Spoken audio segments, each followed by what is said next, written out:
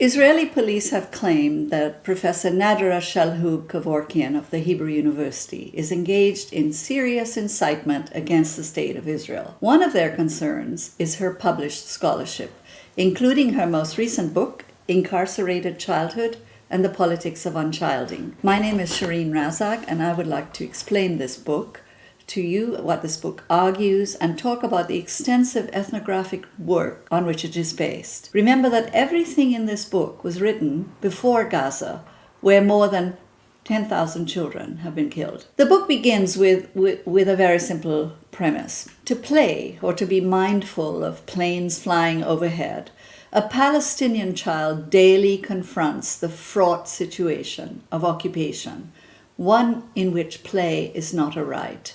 And yet, children play, both joyfully and mindfully, a dynamic that is at the heart of Shalhoub-Kevorkian's book, informing her understanding of what she calls unchilding and how it is resisted. From house arrest, where their own parents become jailers, to maiming, killing, and caging, there is an intimacy to the violence that Israel unleashes at Palestinian children. Wombs, families, friendships, homes, hospitals, and schools are invaded. In Incarcerated Childhood and the Politics of Unchilding, we learn about the violence of occupation from children themselves, whether from those who experienced it during the Nakba and are now elderly, or those today who carry their toys to school in their backpacks, lest their homes are bulldozed before they return home again. Like indigenous children everywhere, Palestinian children are never considered children. They are survivors and important witnesses to the terrible violence of settler colonialism. Shalhoub-Kevorkian maintains that unchilding is a major preoccupation of the settler state. The state reaches into the womb, dispossessing the unborn before they take their first breath. Pregnant Palestinian children cannot easily give birth in Jerusalem and are endangered when they are delayed at checkpoints while in labor. As with its reach into the womb, the state dispossesses children of their childhood, making play and schooling processes that occur alongside soldiers with guns. Dispossessing children of their childhood enhances settler access to the land. Unchilding, as Shalhoub-Kevorkian sees it, is how you do colonialism. 5-year-old Salva, separated from her parents during the Nakba, for instance, and taken to Lebanon by an aunt, could not be returned to her parents.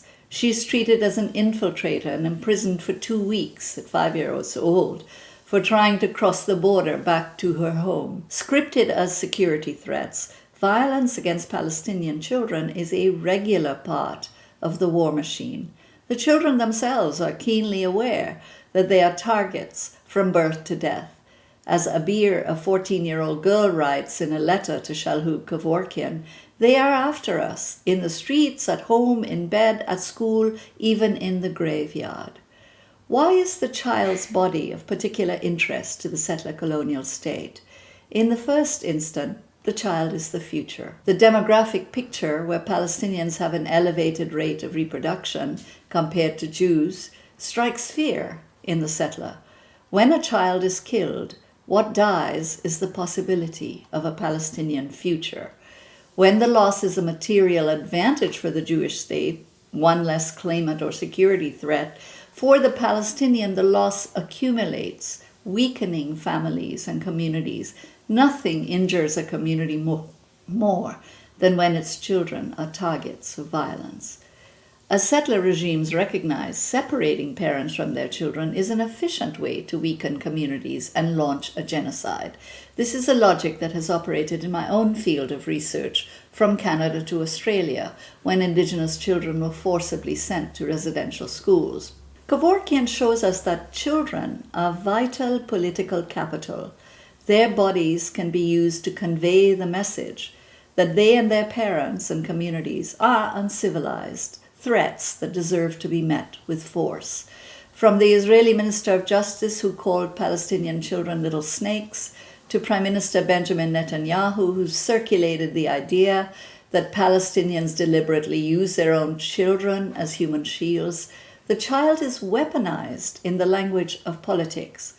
Shalhoub-Kevorkian is insistent that we not think of Palestinian children as innocent bystanders in a conflict zone, collateral damage as it were. Rather, we should consider how they are explicitly targeted by the settler state. As targets, Palestinian children do not easily attract humanitarian interest. No one wants to save the Palestinian child. It is impossible to separate the racialization of Palestinian children from the violence that is directed at them. The Muslim Arab Palestinian child is quite literally and not just symbolically treated as a terrorist. When we focus on the treatment of children, as Shalhoub-Kevorkian does in this book, what is illuminated is the dehumanization that powers the settler colonial project. Importantly, because Shalhoub-Kevorkian captures the strength and creativity of the children, it is, after all, a good idea to carry one's toys in the backpack unless, lest one's home be bulldozed. Her work leaves us with much more than the record of the imprint of settler power on Palestinian children. What we are able to see is Palestinian children's resistance and to glimpse a different future than the one the settler state intends. Incarcerated childhood disabuses us of the notion that people will be more easily moved to care about the violence directed at Palestinian children because they are children. The children of Palestine, Shalhoub-Kevorkian writes, do not stay on our minds for very long, for the simple reason that we do not see them as children. Terrorists do not have children, they have baby terrorists. And do you know, this is the argument of the current case against Shalhoub-Kevorkian, that her research is not good research, that it is in fact research not on children, but on baby terrorists. Honestly, can this kind of argument hold up when we consider the scholarly work that is involved in this book, Incarcerated Childhood?